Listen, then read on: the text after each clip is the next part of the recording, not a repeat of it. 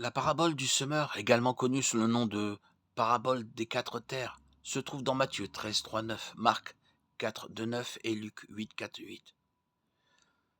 Après avoir présenté cette parabole à la multitude, Jésus l'interprète pour ses disciples dans Matthieu 13, 18, 23, Marc 4, 13, 20 et Luc 8, 11, 15.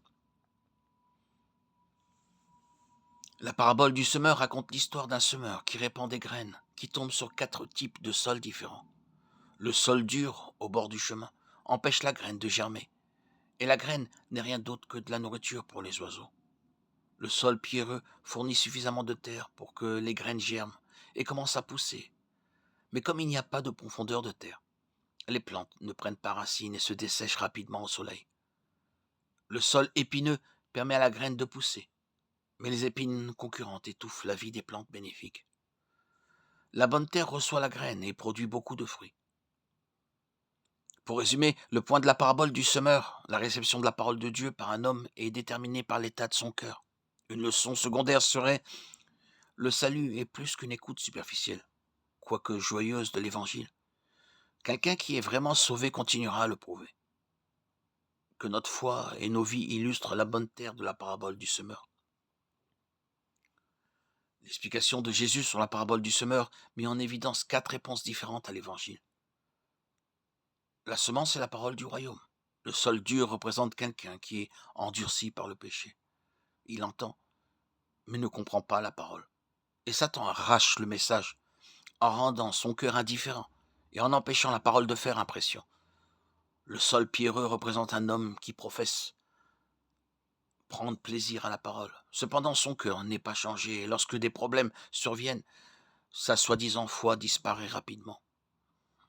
Le sol épineux représente quelqu'un qui semble recevoir la parole, mais dont le cœur est rempli de richesse, de plaisir et de convoitise.